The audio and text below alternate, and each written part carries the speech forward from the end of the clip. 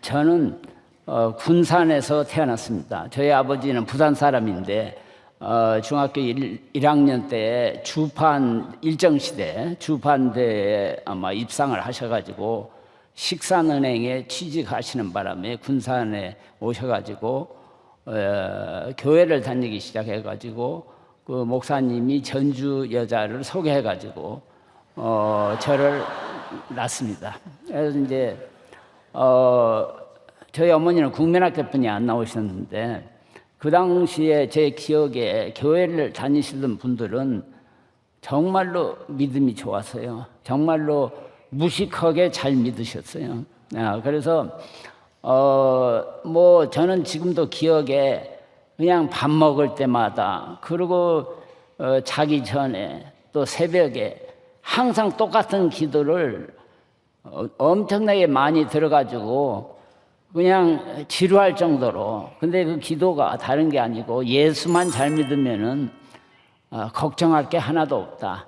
뭐든지 하나님께서 도와주시고 또 우리한테 능력을 주셔서 우리가 뭐든지 할 수 있다. 이런 얘기를 너무나 많이 들어가지고 저는 지금까지 제가 이제 82세가 넘었는데 지금까지 거의 제가 하고 싶은 대로 다 했어요. 그리고도 한 번도 뭐 시험 걱정 무슨 이런 여러 가지 대학교나 연구 이런 데서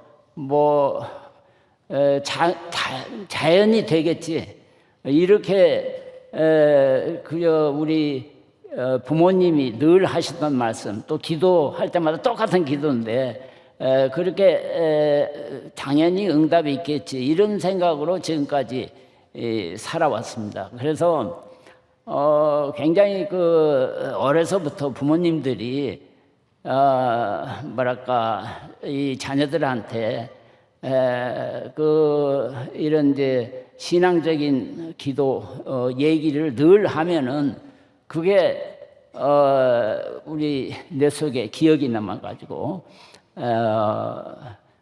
언젠가는 그걸 깨닫게 되고 저는 늦게서 내 모든 이런 이제 지나온 것들이 정말로 우리 부모님의 기도의 덕분이고 또 이제 하나님의 은혜다 하는 것을 늦게서 깨닫게 됐어요. 저도 교회는 어려서부터 따라다니고 평생을 열심히 다닌다고 다녔지만은 지금도 예수님이 과연 나를 위해서 십자가에 못 박혀 돌아가셨다는 것이 그 내 마음에 싹 그렇게 깊이 새기지를 못하는 것 같아요. 근데 제가 이제 미국에서 아들 둘에 딸 하나를 낳아서 이 자연히 이제 애들이 미국 사회에서 살게 되니까 저는 오전 첫 예배는 한국교회 가고 애들하고 되게 11시 예배 아니면 2시 예배는 미국 교회를 꾸준히 다녔어요. 다녀서 이렇게 보니까 한국 사람하고 미국 사람하고 다른 점이 많기는 한데 이 교회에서 하는 기도라든지 예배 이런 것도 엄청나게 다르다는 것을 제가 발견했어요. 그리고 제가 이제 환자들 특히 이제 암은 아직도 고칠 수 없는 불치의 병이고 대부분 환자들이 사망하게 되니까 그런 걸 경험하면서 보니까 우리의 믿음이 얼마나 중요한가를 갈수록 더 심각하게 체험을 통해서 느껴지는 것 같아요. 과연 제가 이제 MD 앤더슨이라는 그 텍사스 대학교에 소속한 병원에서 32년을 근무했는데 그때 이제 이건희 회장, 정세영 회장 이런 분들이 오시는 바람에 그분들을 도와가지고 이제 여러 가지로 알려지고 이제 이렇게 됐었는데 한 거의 1000여 명 한국계 환자들을 물론 한국에서 오시는 분도 있지만 미국 타주에서 또 이제 이렇게 다른 구라파, 남미 이런 데서 오시는 분들을 많이 이제 도와주면서 보면은 한국 환자들이 다른 나라 사람에 비해서 가장 치료가 안 돼요. 가장 치료가 안 되는 것은 이렇게 참 안타까운 일이라 제가 이렇게 도와주면서도 왜 그러는가 이런 걸 이제 스스로 생각하고 이렇게 했는데 지난 14년 동안을 제가 이제 공식적으로 텍사스 대학교에서 은퇴하고는 이제 서울대학교에서 초청을 받아가지고 봄, 가을 학기에 3개월씩 이제 강의 또 연구 뭐 이런 거를 지도하려고 대학원 학생들을 위주로 해서 이렇게 봄, 가을에 왔다 갔다 하는데 정말 여러 가지 이제 느끼는 가운데서도 우리 믿음을 정말로 우리가 참 강하게 해야 되겠다. 우리가 정말 예수를 잘 믿고 있는가 이런 생각을 갈수록 많이 하게 됩니다. 이런 큰 교회에 와서 제가 우선 첫 번째 생각에 제가 미국에서 7개 도시를 다니면서 살았는데 제가 다녔던 한국 교회들은 전부 다 도중에 다 싸워가지고 갈라졌어요. 제가 다니던 미국 교회는 한 교회도 그런 교회가 없는데 그래서 이제 곰곰이 생각해 보니까 우리들의 삶의 목적은 다 복음을 전파하는 데 있다고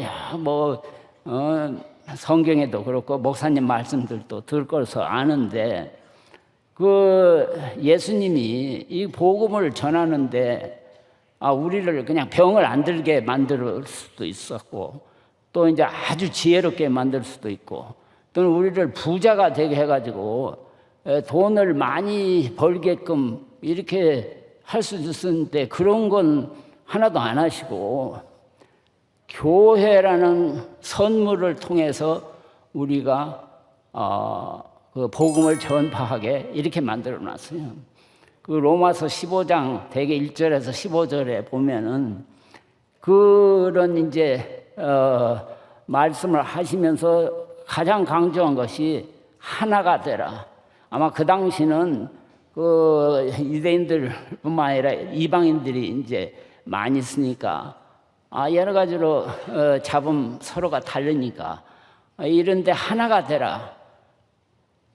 그리스도 몸 안에서 하나가 되라. 그것만을 강조하신 거예요. 그런데 그런 것을 제대로 믿는다면은 이렇게 갈라지고 싸우고 이럴 이유가 없잖아요. 그런데 이 교회는 와서 이렇게 큰 교회를 이 많은 사람들이 모인 거 보면은 믿음들이 좋지 않나. 이제 이런 생각을 듭니다. 그런데 제가 이제 그 환자를 이렇게 도와주면서 보면은 제 환자 중에는 목사님도 계시고 신부도 계시고 수녀들도 있었고 하는데 참 죄송하지만은 그렇게 죽고 사는 병에 걸리니까 그냥 일반인들하고 똑같더라고요. 그리고 그래서 굉장히 제가 실망했어요. 목사님은 좀 다르지 않나. 이렇게 기대를 했는데 잠을 못 주무셔, 잠을. 우리가 잠을 이제 못 자게 되면은 할 수 없이 수면제를 많이 쓰죠. 근데 모든 수면제는 이게 위장을 이렇게 느리게 돼 있어요.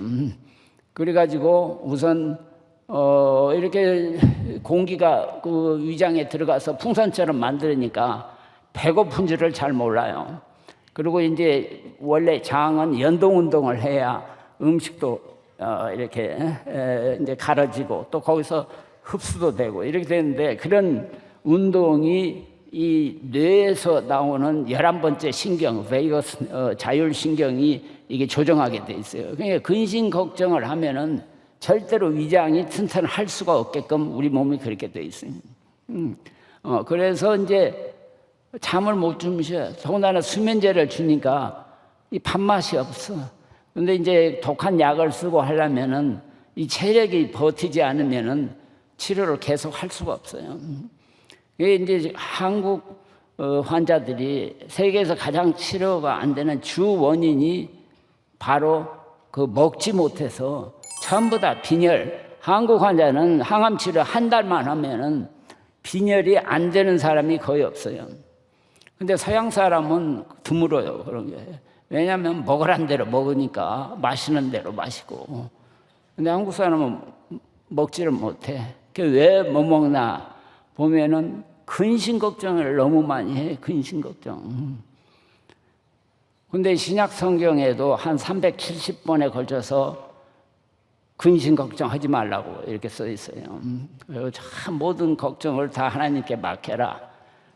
전부 다 그렇게 써 있는데도 그 전부 다 교회 다니는 사람들도 그걸 자꾸 읽고 듣고 이렇게 했지만은 그 실천을 안 하는 거예요. 근심 걱정을 뭐 다 연구가들이 발표한 거 보면은 근심 걱정하는 것 중에 4%만 가치가 있다 그래. 나머지 96%는 말짱 쓰잘데없는 근심 걱정. 걱정해도 아무 소용이 없는 걱정을 하고 있어요. 특히나 한국의 여자분들. 이제 자기도 지금 죽어가는 판국에 자기 죽은 뒤에 남편이 어떤 여자를 만날까? 또는 자기 애들이 얼마나 이 문제를 많이 일으킬까? 자기 죽은 뒤에 그런 걸 미리 걱정하고 있어요. 그렇다는 것은 믿음이 없는 거예요. 믿음이. 근데 서양 사람들은 안 그래요. 그러니까 이제 서양 사람들은 제가 보니까 이렇게 교회는 1년에 서너 번씩 다니는 사람들도 그 실생활에서 정말 우리가 하기 힘든 크리스찬의 사랑을 실천하고 있어요. 가령 예를 들면은 이제 제가 다니던 그 미국 교회에 되게 이제 주일학교 여러 이제 나이별로 층계별로 해서 이제 1시간 동안 일주일 동안 지나온 여러 가지 자기의 이제 간증 뭐 여러 가지 얘기들을 돌아가면서 하는데 그냥 대부분이 그 자기애도 있는데도 불구하고 그 해외 각국에서 입양을 하는 아이들. 근데 그 입양하는 아이들을 전부 다 병신 아이들을 입양해. 걷지 못하든지 아니면 정신 박약 애들. 그리고 요새 또 젊은 사람들도 자기 애는 없으면서도 그런 애들을 입양해가지고 기르는 미국 사람이 굉장히 많아요. 그러니까 이제 환자가 저한테 와서 이번에 꼭 나서야 된다. 그래서 왜요? 그러면 그런 얘기해요. 자기가 그 애가 둘 있는데 하나는 걷지 못하고 하나는 정신 박약인데 자기가 지금 죽으면은 걔들을 당장 맡길 사람을 없다 이거야. 그러니까는 꼭 나서서 걔들이 어느 정도 누구한테 맡길 수 있는 때까지 자기는 살아야 된다. 근데 그렇게 어떤 강한 그 목적 의식이 있는 사람들은 이 몸에서 우리가 이제 지금은 최근에 이제 엔돌핀보다 한 4,000배 이렇게 그 강력한 힘을 내는 호르몬 이런 것이 몸에 있다는 게 알려졌어요. 그러니까 이제 초자연적인 힘을 내는 그런 것들이 우리 몸 안에 생긴다 이거예요. 그래서 이제 그런지 어쩐지 자간 그런 사람들 치료하면은 부작용이 분명히 있을 텐데도 이게 나타나지가 않는 거예요. 그러니까 막 먹으라는 대로 잘 먹고 마시는 대로 잘 마시고 이렇게 하니까 치료를 계속 유지할 수 있고 잘 해요. 지난주에 우리 여기 김하나 목사님이 아주 제 마음에 딱 드는 설교를 하셨어요. 이 창조의 신앙. 우리 이제 아마 여기서도 보셨지만 꼭 이 Thanksgiving 이제 다음 달 크리스마스 때 되면은 타임지에 그 프린스턴 대학교 신학교 교수들이 쓰는 글이 나와요. 근데 그 글들을 읽어보면은 전부 다 우리가 알고 있는 무슨 동정녀 또는 무슨 뭐 노아 사건 또 무슨 뭐 삼위일체 이런 걸 전부 다 그냥 거짓으로 이렇게 거짓이다. 그건 이제 하나의 신화적인 거다. 뭐 이런 식으로 막 얘기를 해요.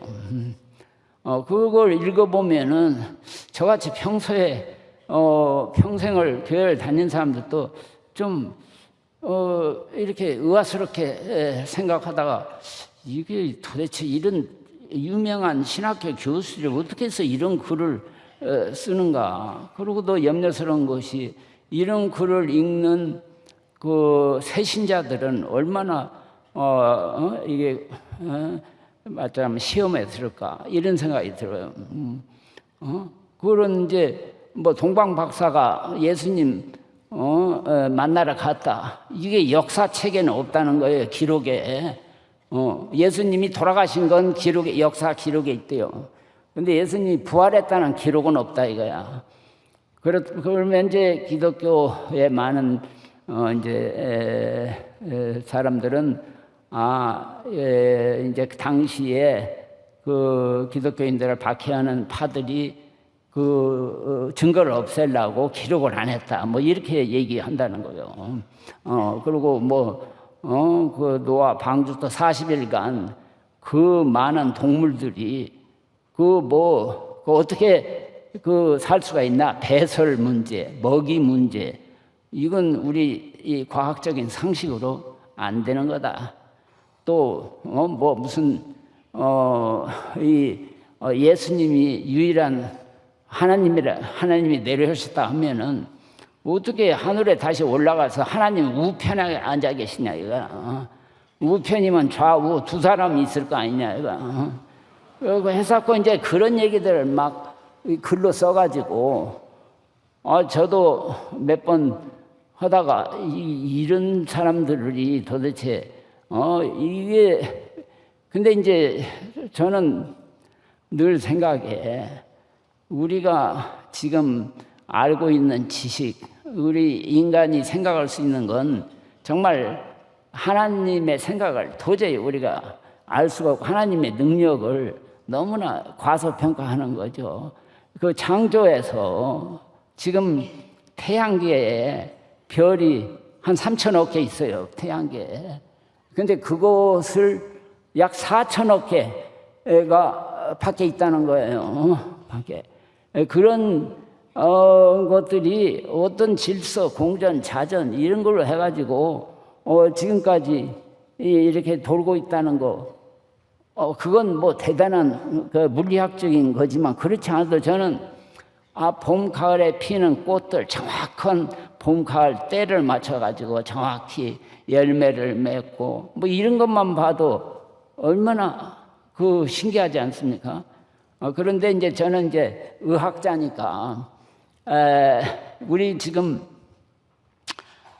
우리가 하는 생각, 기억 모든 것은 우리 몸 안에 있는 유전자가 이게 이제 어떻게 발현하느냐에 따라서 이게 달라지게 돼 있어요. 여러분이 잘 아시다시피 우리 몸은 한 10조 개의 세포가 있어요. 그 안에 이제 그 세포 안에 있는 핵 안에 이제 유전자 물질이 있는데 그 핵산이라는 DNA인데 그것의 구조를 보면은 그 4개의 염기가 약 30억 개 꼬아배기처럼 쌍으로 되어 있어요.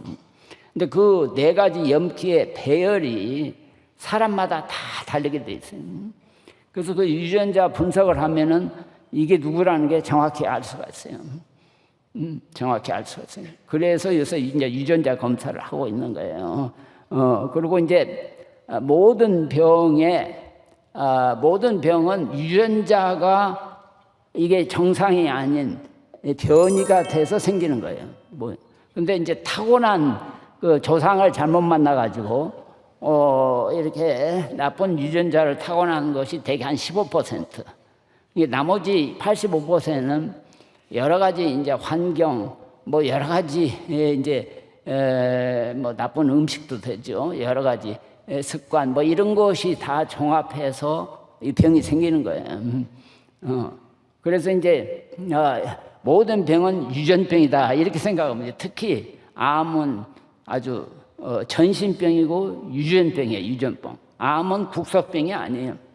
전신병이고 유전병. 그러니까 수술이라든지 방사선 이건 다 국소치료예요. 국소치료.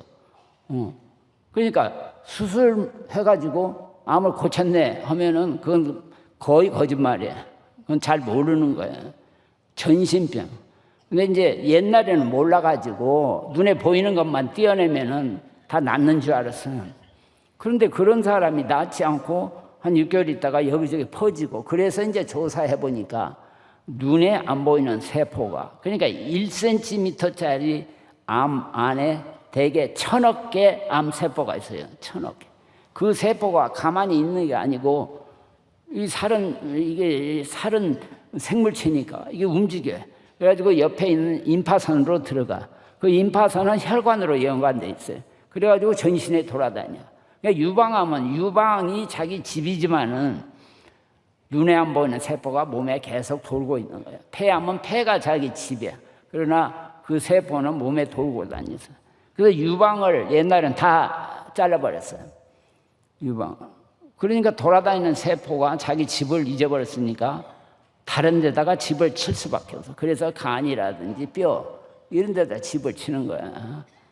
최근에 이제 여러 가지 컴퓨터 테크닉으로 해가지고 눈에 보이는 것만 지져버리는 방사선 치료가 있어요. 양전자 치료라든지 중입자 치료 이런 건 엄청난 비싼 기계지만은 그 눈에 보이는 덩어리를 컴퓨터로 다 이렇게 이제 아웃라인 해가지고 그걸 아주 고열로 지져버려요.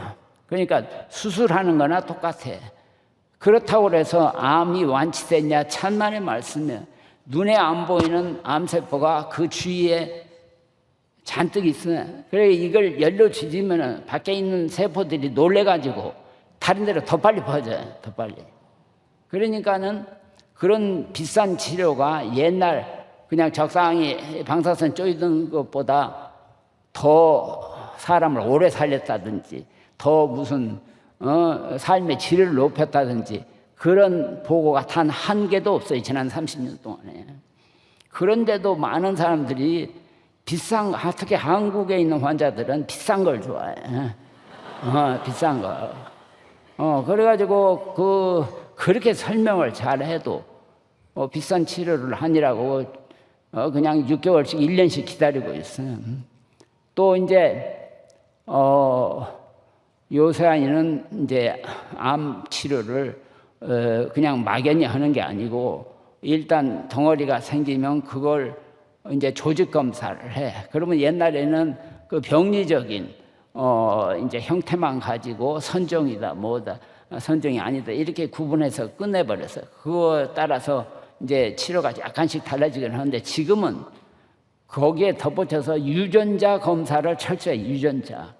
그래서 이제 그 암이 나쁜 암, 같은 조직에 생긴 암이라도 대개 한 종류가 20여 가지씩 있어요. 우리 몸에 큰 장기가 한 25개 있어요. 거기에 약 20여 가지 정도 암이 있어요. 그 암을 그러니까 500개 정도의 암이 있다고 생각하면 돼요. 그러니까 그 암을 다루는 사람이 1년에 한 번 정도는 휴가도 가야 되니까 1000명이 있어야 제대로 암병원이에요. 제가 있던 MD 앤더슨에는 암을 다루는 전문 의사가 한 1500명 있어요. 근데 이제 보통 서울에 있는 대학병원에 암을 다루는 사람은 한 25명 내지 30명이에요. 그러니까 한국에서는 그 아주 전문화된 암 전문가가 뭐 있을 수가 없죠. 왜냐 이것저것 다 다뤄야 되니까. 그게 그렇다면은 그런 이제 전문가들이 치료하면 뭐가 달라지냐? 달라지는 게 별로 없어요. 여러분이 제 얘기가 아니고 제가 외과 1학년 외과 첫 시간에 장기려 박사라고 여러분이 잘 들어서 알지만 김일성 맹장 수술을 한 평양의대 출신이 우리 서울의대 외과 교수였어요. 그분은 자기 아들만 데리고 강혈에 왔다가 6.25가 나가지고 평양으로 못 돌아가신 분이에요. 근데 그분이 이제 그 막사의 상을 타시고 아주 정말 아주 좀 진실된 크리스찬이고, 그분이 이제 부산에 있는 그 복지병원을 만들어 가지고 돌아가실 때까지 거기서 봉사하시고 이랬는데, 그분이 첫 시간에 여러분이 여기서 아무리 뛰어나게 공부 잘하고 저거 해도 여러분이 환자를 도와주시는 건 10%, 약이 도와주는 게 10%, 나머지 80%는 하나님이 결정한다 그랬어요. 근데 제가 저도 60년 정도 이제 환자 경험 또 연구 이런 걸 해서 보니까 그게 정확히 맞는 말이에요. 의사들이 고치는 병이 없어요.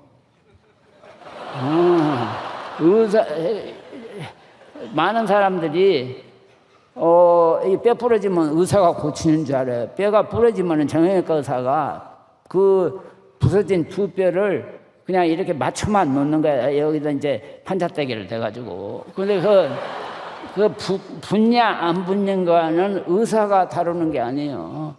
근데 우리가 보면 어떤 사람은 빨리 붙어요. 어떤 사람은 천천히 붙고, 어떤 사람은 아예 안 붙어요.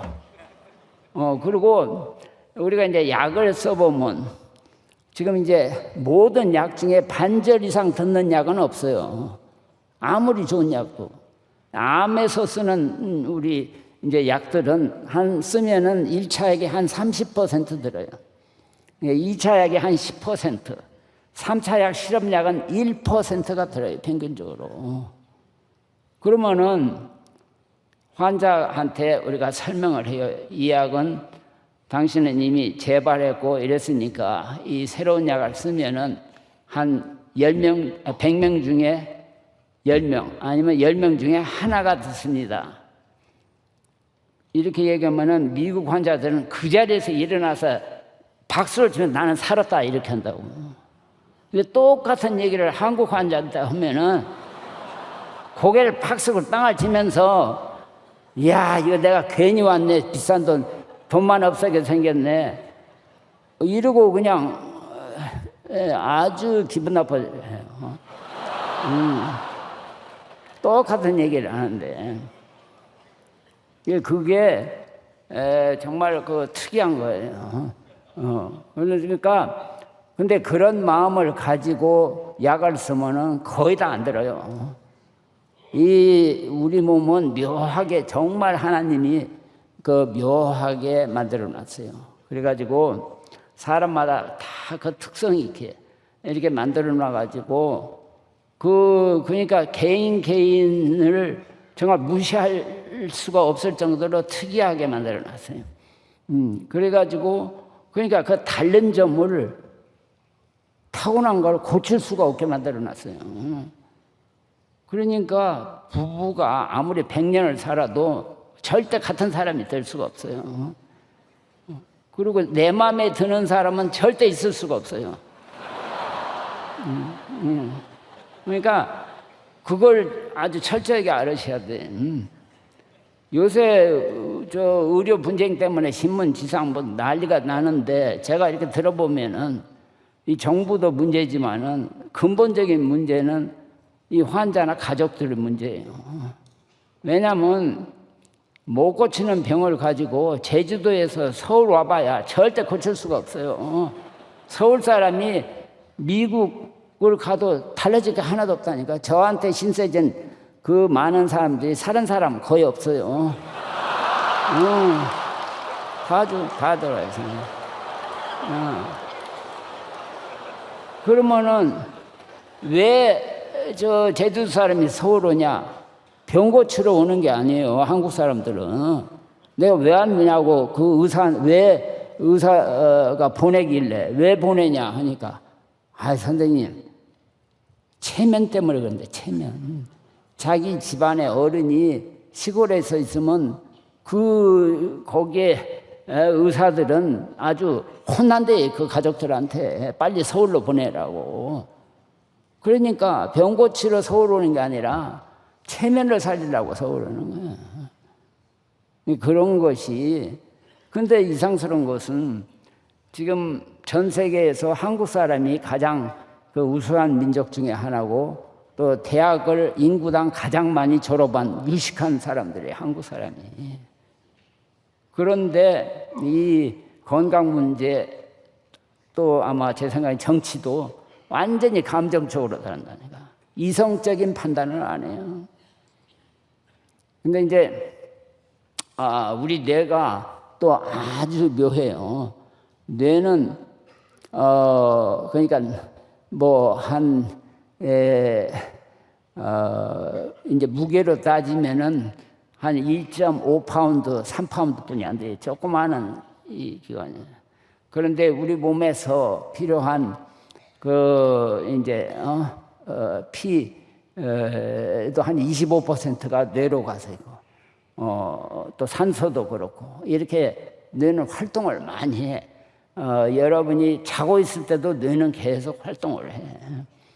근데 이제 이 뇌가 발달되는 걸 보면은 다 이 밑에서부터 위로 이렇게 올라가, 밑에서부터. 근데 밑에 있는 뇌들은 전부 다 감각을 주로 다루는 거예요. 그러니까 이 귀 옆에 있는 건 청각, 물론 저 뒤에 있는 뇌는 이 보는 거하고 하는 게 있고, 뭐 옆에 또 냄새. 그리고 한 20살이 돼야 이 전두엽이라는 이 뇌가 완전히 발달돼. 근데 이 전두엽 안에도 층이 6층이나 있어요. 이 깊이 갈수록 뇌 가운데 뇌관이라는 그게 이제 제일로 우리 생명과 같은 거야. 호흡 이런 거. 근데 그런 건 미생물에도 다 똑같아. 개, 동물 뭐 이런 것도 되게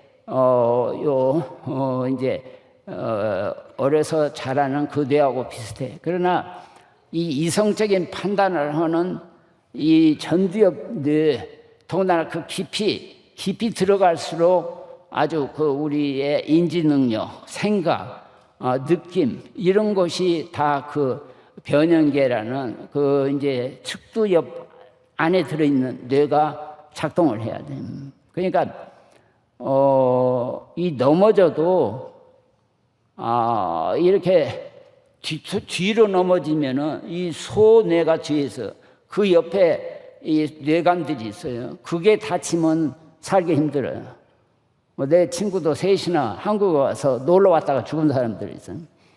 층계 이렇게 전철 타러 내려가다가 뛰어가는 놈들이 밀어가지고 뒤로 넘어지니까, 뒤로 넘어지면은 되게 식물인간 되든지 죽어요.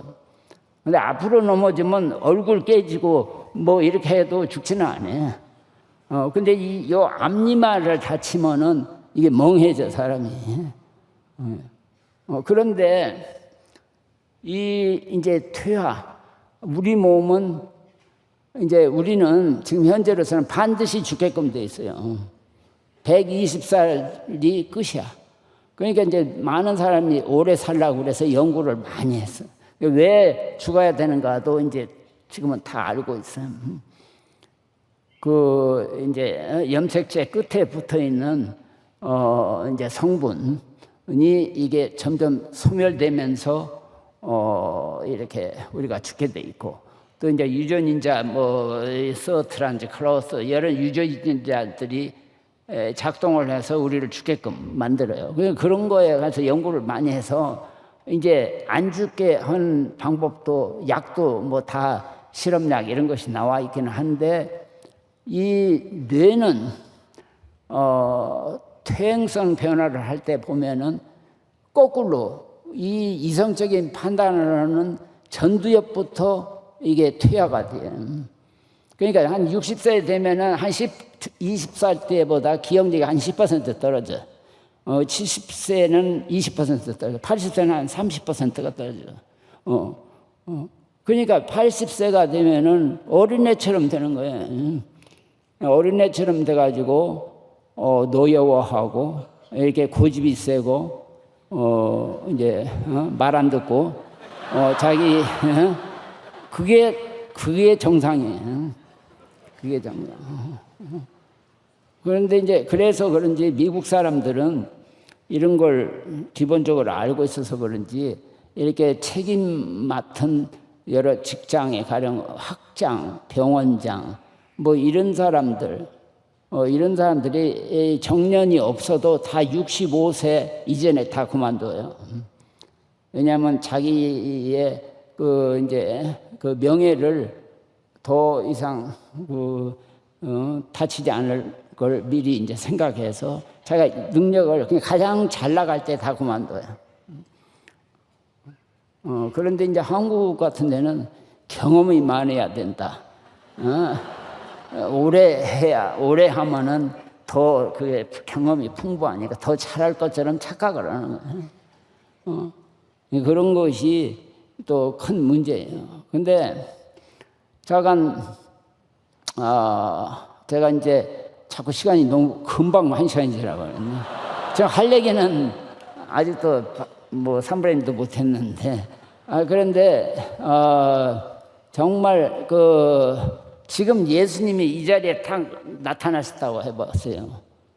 그러면은 예수 적당히 믿을 사람 별로 없을 거예요.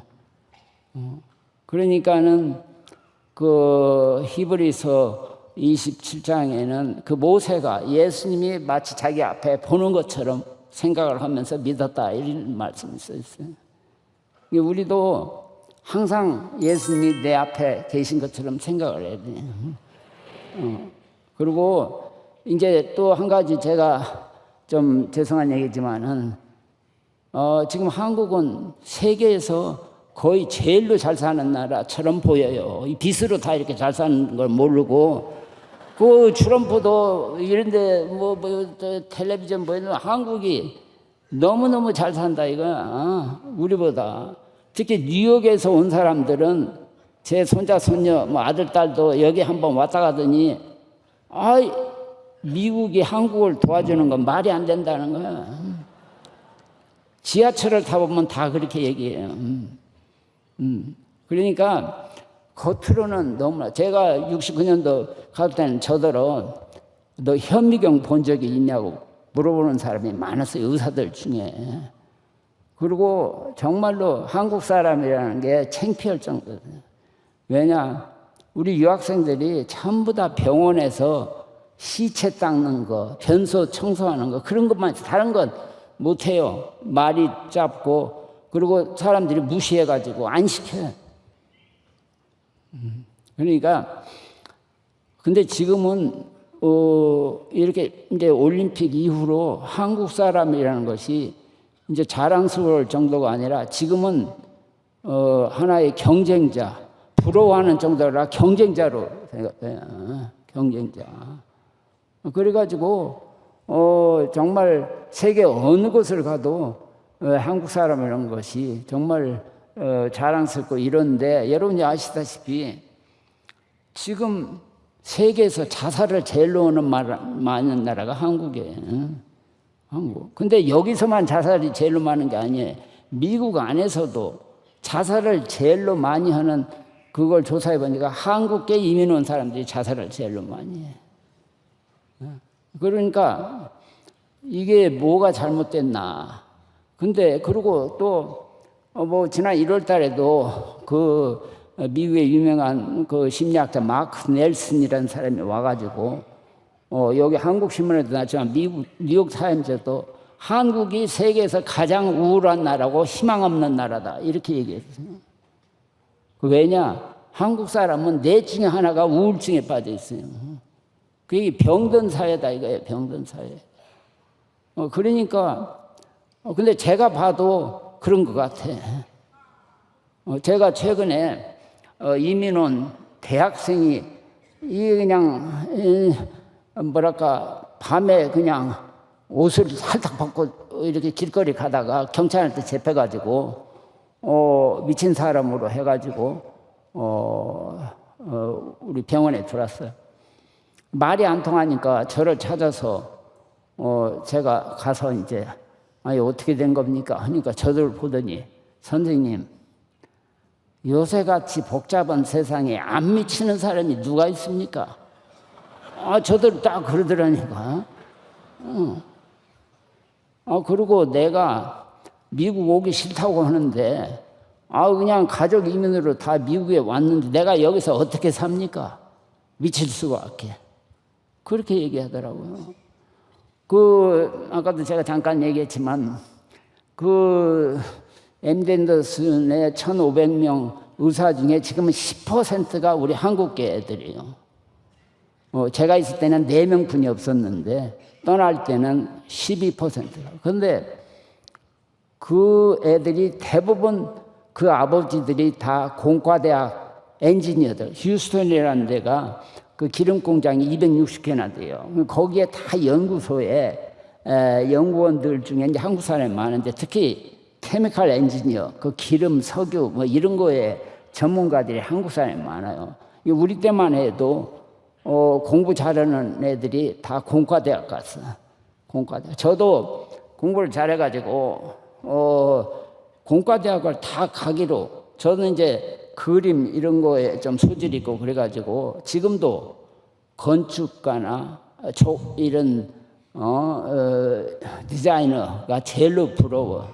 왜냐면 제가 중고등학교 생각을 했는데 이게 남돈 가지고 내가 취미를 살리는 직업이 뭔가 생각해보니까 이 건축가하고 디자이너로 성공하면은 남돈 가지고 자기 취미 생활을 할 수 있겠다 이런 생각을 한 거야.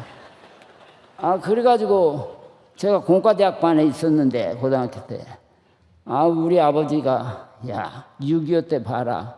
6.25 때 제가 넘어져가지고 입술을 다쳐가지고 지금도 흉터가 있는데 아까진기도 못 발라서 없어서 약이 하나도 없어서 약이 뭐 아무것도 없었으니까 그냥 그대로 다친 대로 나서버린 거예요. 그리고 옆에서 막 배가 아프고 폐염 이런 거 해도 아무도 약이 없고 고칠 사람이 없나. 그냥 고생하다가 저절로 낫든지 죽든지 그랬어요. 그러니까 이제 그런 경험을 하니까 의사가 돼가지고 우리 가족도 그렇지만은 다른 그런 이제 여러 병으로 고생하는 사람을 네가 좀 도와줄 수 있지 않겠나. 이제 이렇게 해가지고 부모님이 우리 때는 이렇게 간절하게 얘기하면은 안 들을 수가 없었어요. 우리 때는. 요새 애들은 부모가 얘기하면 더 안 들어요. 정반대로. 아예 얘기를 안 해야지. 네. 그러니까 이게 뭐가 잘못돼도 대단히 잘못된 거예요. 근데 가만히 제가 생각해 보니까 미국에서는 어려서부터 애들을 부모들이 또 주위의 선생 여러 사람들이 자꾸 다른 사람을 위해서 네가 뭐든지 하면은 그게 네가 행복해지는 거다 이렇게 가르쳐요. 어려서부터. 교회에서뿐만 아니라 학교 그냥 일반적으로 네가 무엇을 해도 다른 사람을 위해서 하는 일을 해라 이렇게 가르쳐요. 근데 일본 사람들은 어떻게든지 다른 사람한테 피해를 안 주도록 해라 이렇게 가르친대. 피해를 안 주도록. 일본 사람은 예의가 밝아요.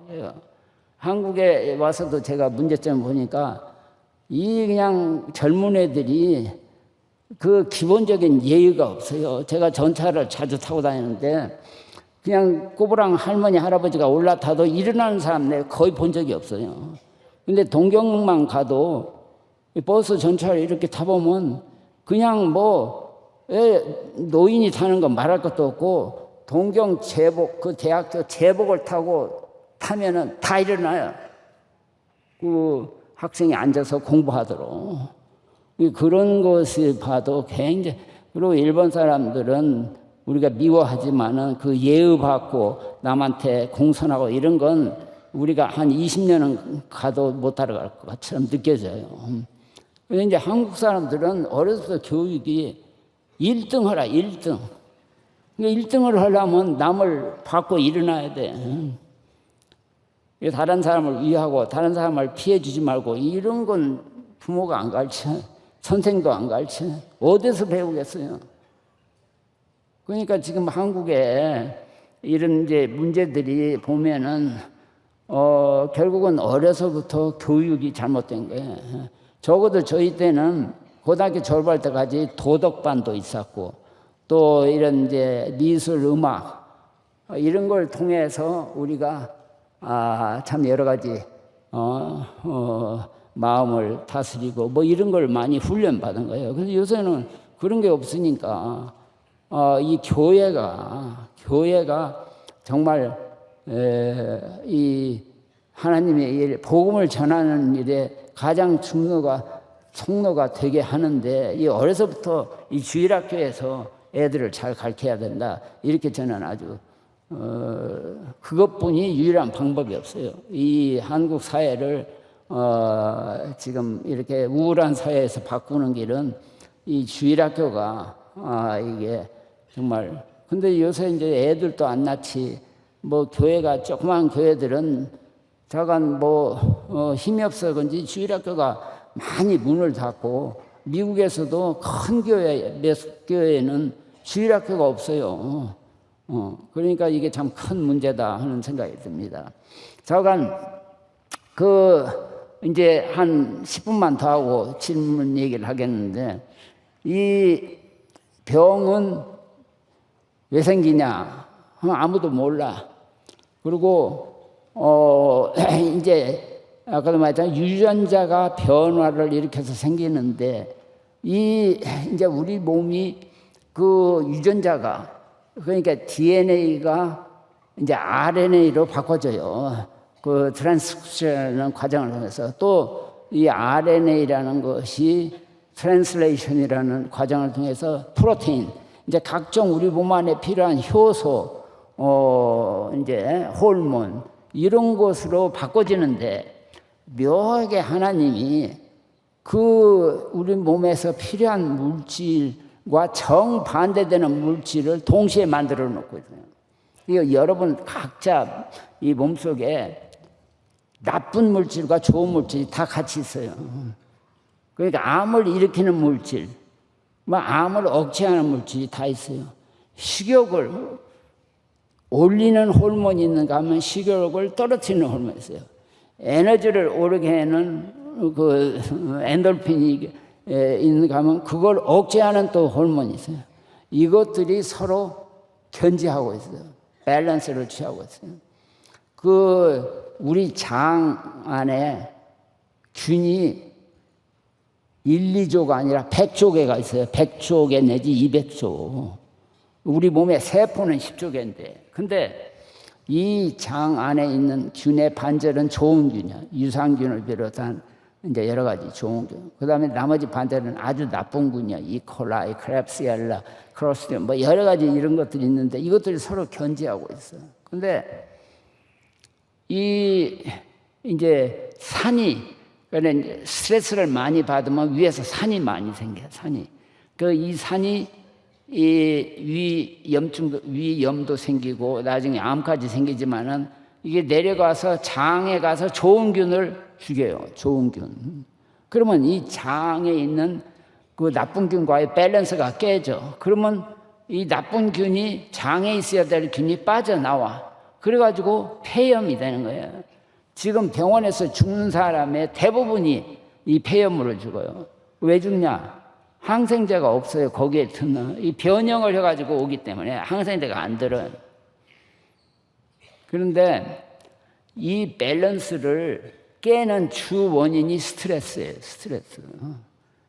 그리고 그러니까 암을 일으키는 물질이 너무 많든지 암을 억제하는 물질이 너무 적든지 그러면 암이 생기는 거야. 근데 치료를 하면 깨졌던 것이 좀 왔다 갔다 이렇게 해.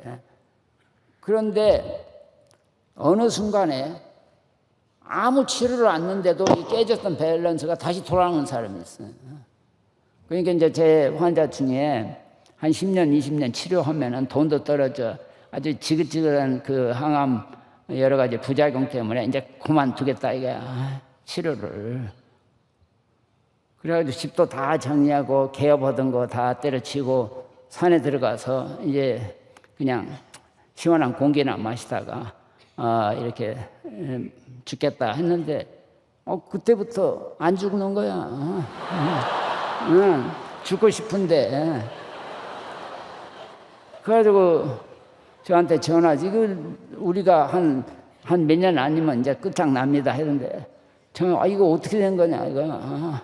그래가지고 다시 이제 오라고 그래가지고 사진을 찍어보면은 대부분은 그렇게 여기저기 뇌까지 퍼지고 뼈까지 퍼져서 남이 그대로 있는 거야. 더 이상 움직이질 않아. 그대로 있어. 진전을 안 해. 그 없어진 사람은 아주 드물어. 대부분은 그대로 있어. 왜 그대로 있냐? 아무도 몰라. 아무도. 그러니까는 제가 왜 의사들이 암을 못 고치냐? 첫째는 이런 변화무쌍한 것들을 이해를 할 수가 없어요. 병 자체도 변화무쌍해. 유방암이, 오늘의 유방암이, 그 다음에 이 겨드랑이로 퍼지면 그 암하고 원래 암하고는 완전히 다른 암이에요. 옛날에는 똑같은 암인 줄 알았어. 근데 그걸 조사해 보니까 완전히 성격이 다 달라. 그냥 같은 약을 쓰면 들을 수가 없죠. 변화가 됐어. 그래서 못 고치는 거예요. 또 개인적인 차이가, 어떤 사람은 부작용이 전혀 없어. 애를 낳아도 어떤 사람은 구역질 전혀 안 해. 어떤 사람은 그냥 계속 애 낳을 때까지 구역질해. 이게 미국 여자들은 임신하면 구역질하는 사람 거의 없어요. 근데 한국 사람은 구역질 않는 사람이 거의 없어요. 그래가지고 그 조사를, 연구를 많이 했죠. 과학적인 아무 증거는 없어요. 단지 미국 여자들은 임신을 병으로 생각 안 해요. 임신은 그냥 자기가 좋아서 만든 생리적인 현상, 이렇게 생각해요. 근데 한국 사람은 임신을 중병으로 알아요. 임신하면서부터 들어 누워 있어, 한국 여자는. 근데 미국 여자들은 애 낳기 전날까지 일을 해요. 그게 다른 거예요. 근데 이제 암 환자도 보면은 그 치료가 잘 되는 사람들의 특징이 있어요.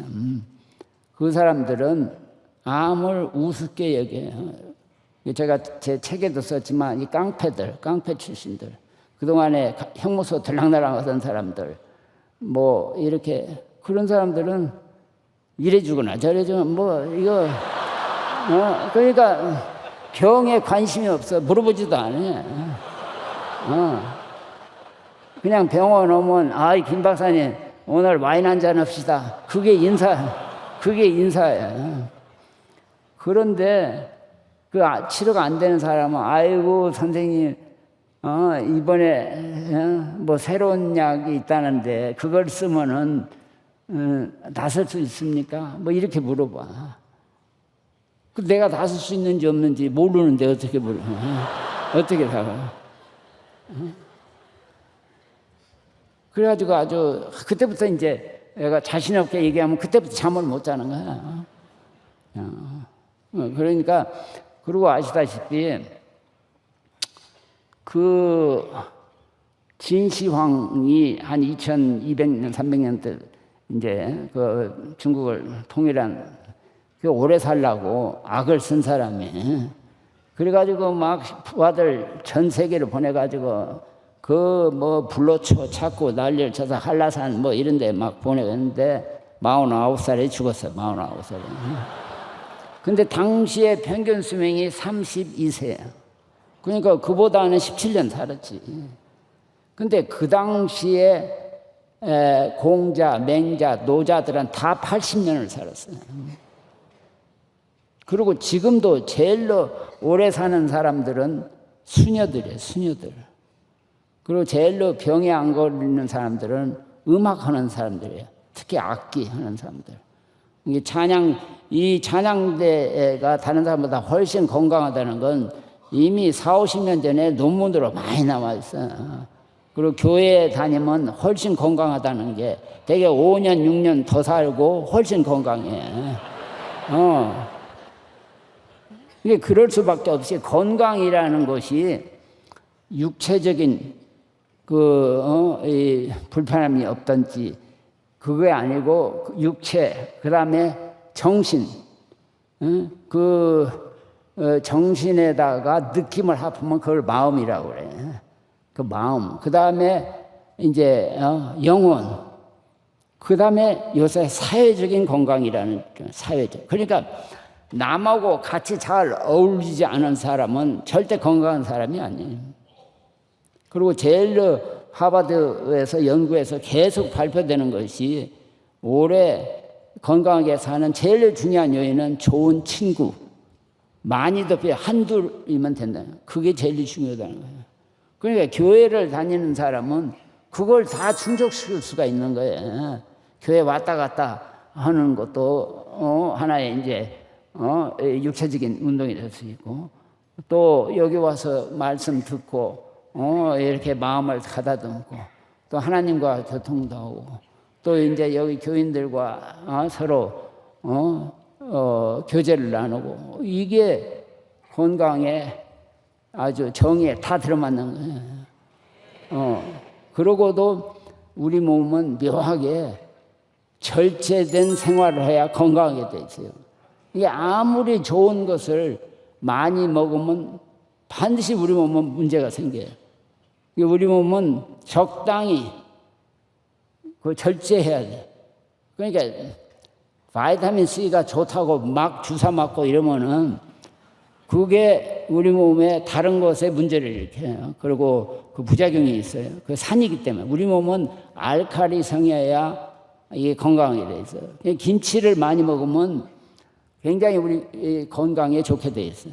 김치는 이제 발효된 음식이고, 그게 프로바이오틱스면서 또 프리바이오틱스고, 그 김치에 있는 그 매운 것이 이게 우리 몸을 알칼리성으로 만들어요. 바이러스가 조직을 침투를 못해.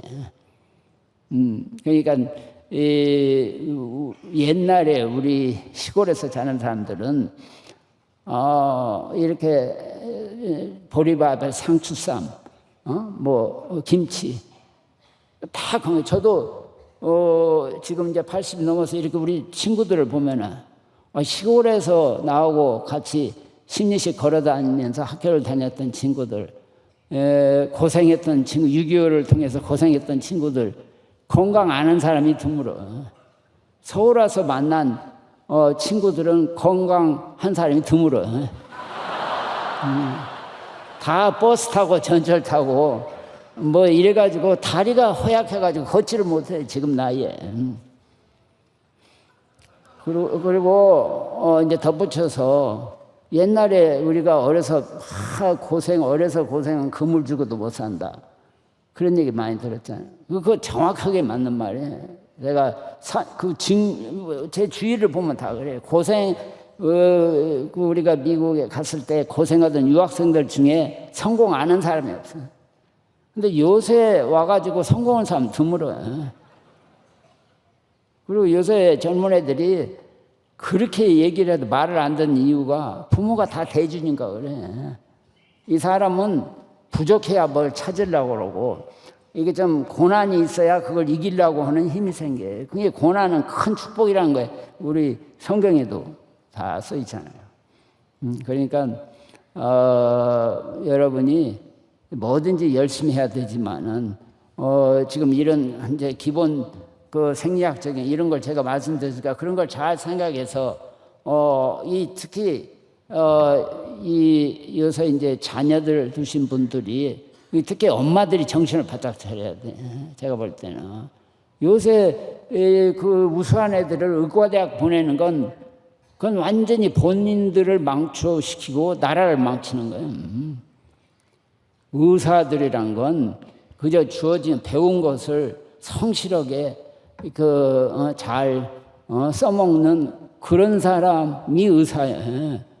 그런데 의사가 무슨 새로운 무슨 아이디어를 낸다든지 무슨 창조적인 무슨 미래지향적인 또는 이렇게 도전적인 그런 걸 했다가는 사람 죽이지. 그러니까 우수한 애들은 전부 다 그런 공과대학 계통, 보내야 돼. 그런데 그냥 안일한 직업으로 의과대학에 미어 터지는 건 그건 큰 잘못이에요. 그리고 한국이나 미국이나 의사들이 제일로 이혼을 많이 해요. 의사들이. 그 자살도 제일로 많이 해요. 의사들이. 그걸 널리 알려진 사실인데 그걸 아는 부모들이라면 자기 우수하고 이렇게 귀한 아들 아니면 딸 하나 있는 사람을 의과대학에다 집어넣는다는 건 정말 그건 어리석은 일이에요. 왜 그런 걸 모르는지 모르겠어요.